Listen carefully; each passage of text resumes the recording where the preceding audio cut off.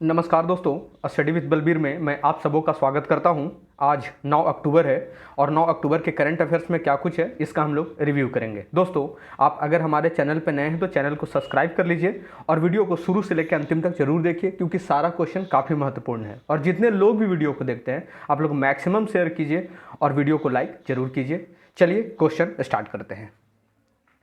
Journalist Maria रेसा and हुम वोन 2021 नोबेल पीस प्राइज, यानी शांति का जो नोबेल है 2021 का, वो मारिया रेसा के साथ और किनको दिया गया है?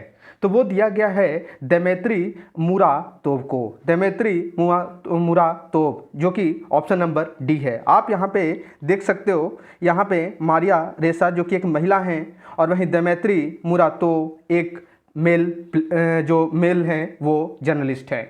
अगर बात करेंगे यहाँ पे कि जो ये पीस जो प्राइज होता है ये दिया जाता है नॉर्वे में। आपको ध्यान रखना है, जो पीस प्राइज होता है ये दिया जाता है नॉर्वे में। बाकी इसे छोड़कर जो भी नोबेल का जो प्राइज है वो दिया जाता है स्वीडन में। स्वीडन की राजधानी कहाँ है? स्टॉकहोम। तो आपको दोनों चीज़ ध्यान रखनी है। पीस नॉर्वे में, जो शांति का होता है वो नॉर्वे में दी जाती है, और इसको पीस को छोड़ करके सारे अवार्ड स्वीडन में दी जाती है। अगर बात करेंगे तो मारिया रेसा जो हैं वो फिलीपींस की हैं और देमेत्री जो मुरातोव हैं ये रसियन हैं। साथ ही साथ ये 18वीं ऐसी महिला हैं जिन्हें नोबेल शांति का अवार्ड दिया गया है। तो इतनी चीज़ें आपको ध्यान रखना है। और ये कौन से फील्ड में इनको दिया गया है? तो पीस में दिया गया है। किस चीज़ के लिए?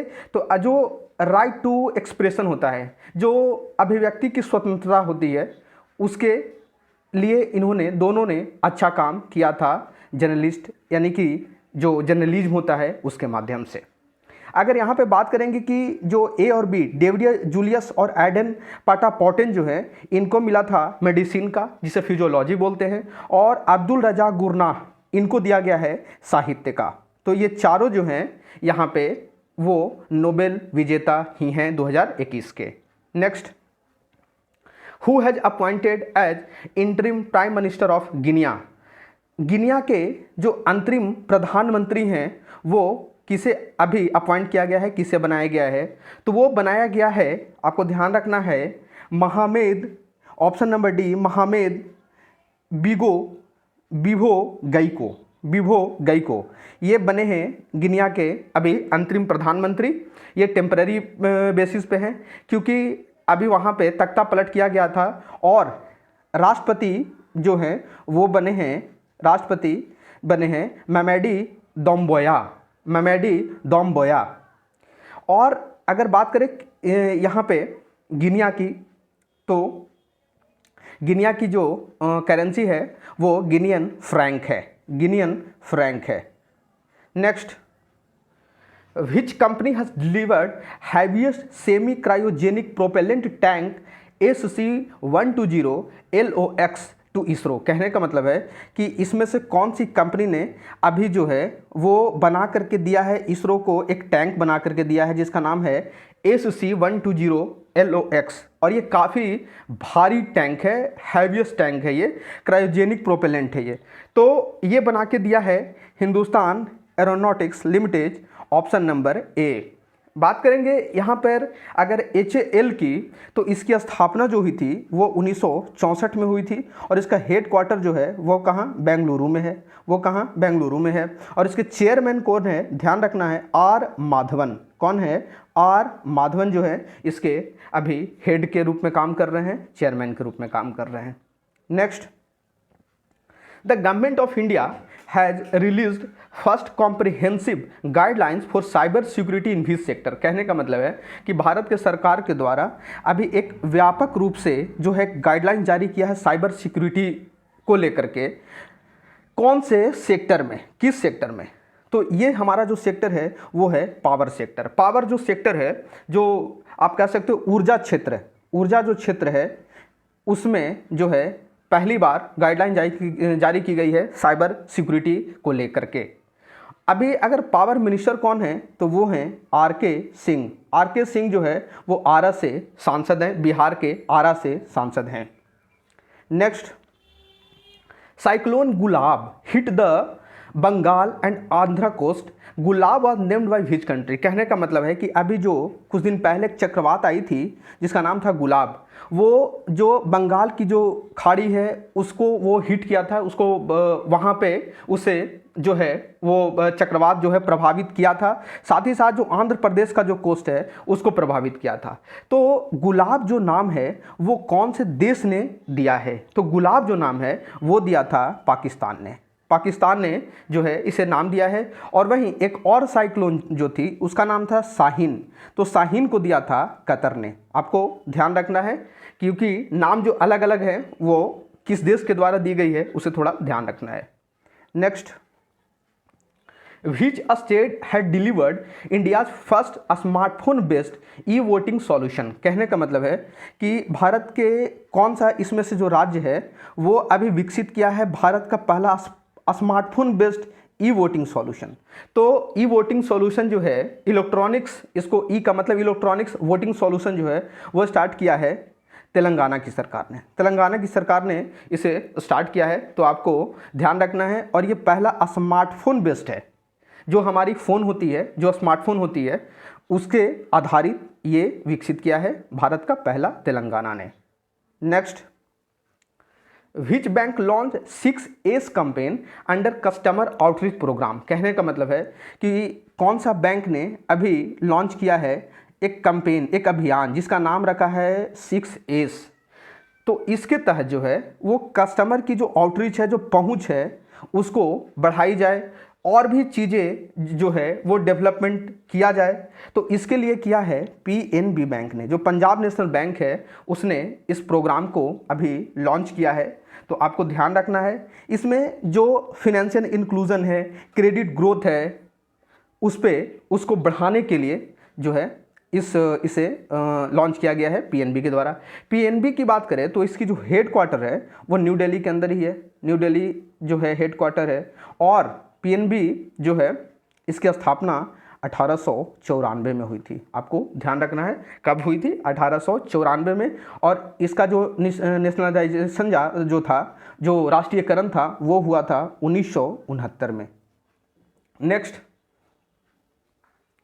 Textile ministry signed MOU with which country to boost sustainable cotton production. कहने का मतलब है कि अभी जो कपड़ा मंत्रालय है उसके द्वारा एक MOU किया गया है, जो मेमोरेंडम ऑफ अंडरस्टैंडिंग होता है, एक समझौता होता है, वो किया गया है कौन से देश के साथ, ताकि जो कॉटन प्रोडक्शन है, जो हमारा सूती जो उत्पादन है उसको जो है बूस्ट मिल सके, उसको बढ़ावा मिल सके, सतत बढ़ावा मिल सके। तो इसके लिए जो है वो किया गया है जर्मनी के साथ। जर्मनी जो है इस फील्ड में, टेक्सटाइल के फील्ड में काम करेगा और मदद करेगा टेक्सटाइल मिनिस्ट्री यानी भारत को, और भारत जर्मनी को दोनों मिल करके कॉटन प्रोडक्शन पे काम करेंगे। तो आपको ध्यान रखना है।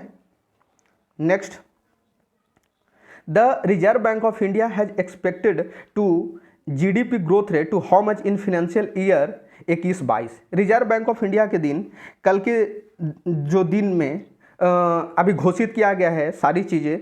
तो भारत का GDP ग्रोथ कितना फोरकास्ट किया है, तो वो किया गया है RBI के द्वारा। आपको ध्यान रखना है 9.5%। जो 21-22 का जो है वो RBI के हिसाब से 9.5% रहेगा। वहीं रेपो रेट को जो था वैसे ही रखा गया है 4% पर, रिवर्स रेपो रेट 3.35%, और इन्फ्लेशन जो महंगाई दर है वो भी कौन सा, कंज्यूमर प्राइस इंडेक्स जो है वो रखा गया है 5.3%। तो आपको ये पूरी डेटा को अच्छे से ध्यान रखना है। Next, the RBI had increased IMPS transaction limit from 2 lakh to how much. कहने का मतलब है कि जो IMPS जो होती है, जो ट्रांजेक्शन होती है, इसका फुल फॉर्म होता है इमीडिएट पेमेंट सिस्टम, माफ़ कीजिएगा service, immediate payment service.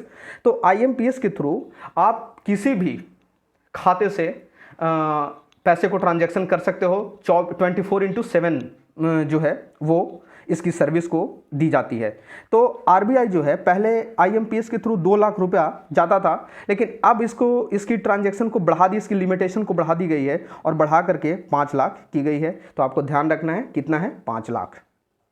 Next, according to फिकी, how much India's GDP growth forecast in financial year 21-22, यानी कि जो वित्तीय वर्ष है फाइनेंशियल ईयर 21-22 में एक फिकी जो है, जिसका फुल फॉर्म होता है federation of Indian chamber of commerce and industry, इसके हिसाब से भारत का जीडीपी ग्रोथ फोरकास्ट पूर्वानुमान कितना लगाया है वृद्धि दर का, तो वो लगाया गया है 9.1%। आरबीआई के हिसाब से कितना है आपको ध्यान रखना है, यहाँ पे 9.5% है, लेकिन फिकी के अनुसार 9.1% है।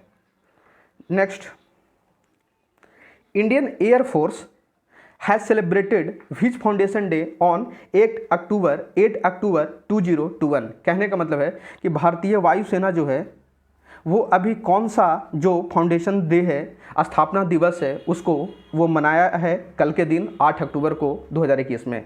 तो ये जो है उनकी 89th जो थी फाउंडेशन डे थी, क्योंकि इंडियन एयर फोर्स की जो स्थापना है वो की गई थी 8 अक्टूबर 1932 को, इसलिए 8 अक्टूबर को इंडियन एयर फोर्स डे के रूप में मनाते हैं। अभी इसके हेड कौन हैं, तो विवेक, ध्यान रखेंगे आप, विवेक राम चौधरी जो हैं वो नए बने हैं इंडियन एयर फोर्स के head. Next, who has been appointed as new chief of Pakistan spy agency ISI, international service intelligence. कहने का मतलब है कि जो स्पाई एजेंसी होती है सब देश की, जैसे हमारे यहाँ रा है, उसके अभी कौन है, सामंत गोयल जो हैं वो प्रमुख हैं, तो उसी तरीके से प्रमुख बनाया गया है ISI जो कि इंटरनेशनल सर्विस इंटेलिजेंस है पाकिस्तान का। तो उसका प्रमुख किसे अपॉइंट किया गया है, तो वो किया गया है नदीम अंजुम को। नदीम अंजुम जो है ये नए जो हैं वहाँ पे स्पाई एजेंसी ISI के हेड हैं। आपको ध्यान रखना है, काफ़ी महत्वपूर्ण ये भी क्वेश्चन है। Next, Tata Sons private limited subsidiary Talace private limited won final bid for acquiring which airline in Rs 18,000 crore. कहने का मतलब है कि टाटा सन की एक सब्सिडरी है, एक सहायक है प्राइवेट, जिसका नाम है टैलेस। तो टैलेस प्राइवेट लिमिटेड ने अब कौन से एयरलाइन को वो खरीद लिया है, उसको बिडिंग में पछाड़ के उन्होंने जीत लिया है इसको। अब कहने का है कि टाटा सन का हो गया है ये एयरलाइन, और इसके लिए कुल मिला के 18,000 करोड़ जो है वो बिडिंग में बोली जो लगाई गई है वो 18,000 करोड़ की है। तो ये है एयर इंडिया। एयर इंडिया की अगर बात करेंगे तो एयर इंडिया जो है ये सबसे पहली बार इसे 1932 में जो है वो टाटा के द्वारा ही शुरुआत की गई थी, लेकिन इसे 1953 में भारतीय सरकार ने जो है वो इसका राष्ट्रीयकरण कर दिया था। भारत सरकार जो है इसकी हिस्सेदारी खरीद के अपनी बना ली थी, लेकिन अभी सरकार ने इसमें से अपने डिसइन्वेस्टमेंट 100% घटा दिया है और फिर से टाटा सन्स ने इसे खरीद लिया है। तो अब एयर इंडिया टाटा सन की फिर से हो चुकी है, आपको ध्यान रखना है। इसके लिए कितनी 18,000 करोड़ की बिडिंग थी। Next, India leading smart wearable brand Fireboltt has appointed whom as its brand ambassador. कहने का मतलब है कि एक जो है वो स्मार्ट वियरेबल ब्रांड है जिसका नाम है फायरबोल्ट। ये ब्लूटूथ वगैरह बनाती है, स्मार्ट वॉच भी बनाती है।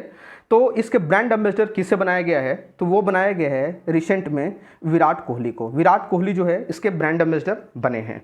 Next, Tamor Pingla wild life sanctuary the Guru Ghasidas national park declared as the 4th tiger reserve of which state. कहने का मतलब है कि अभी जो है वो Tamor Pingla wild life sanctuary है और गुरु घासीदास नेशनल पार्क है, ये दोनों को मिला करके अभी डिक्लेयर कर दिया गया है कौन से राज्य के द्वारा, 4था टाइगर रिजर्व यानी बाघ अभ्यारण्य के रूप में। तो ये है छत्तीसगढ़ सरकार के द्वारा।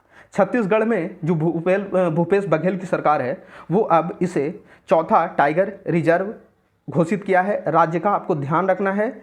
और जो छत्तीसगढ़ में भूपेश बघेल की सरकार है और अनसुईया उइके वहाँ पे राज्यपाल के रूप में काम कर रही हैं। अनसुईया उइके जी वहाँ पे काम कर रही हैं। वहाँ पे और भी जो टाइगर रिजर्व है, जैसे उदंती सीतांडी जो है सीता नदी टाइगर रिजर्व है, इंद्रावती जो इम्पॉर्टेंट है, इंद्रावती टाइगर रिजर्व है वहाँ पे। अचानक मार एक टाइगर रिजर्व है वहाँ पे, तो आपको ध्यान रखना है। अगर बात करें और छत्तीसगढ़ की तो वहाँ पे एयरपोर्ट जो है, एयरपोर्ट वो कौन सा है, तो स्वामी विवेकानंद जो एयरपोर्ट है वही है। जगदलपुर एयरपोर्ट है, यहाँ पे जगदलपुर एयरपोर्ट है। तो आपको इतनी चीज़ें ध्यान रखनी है।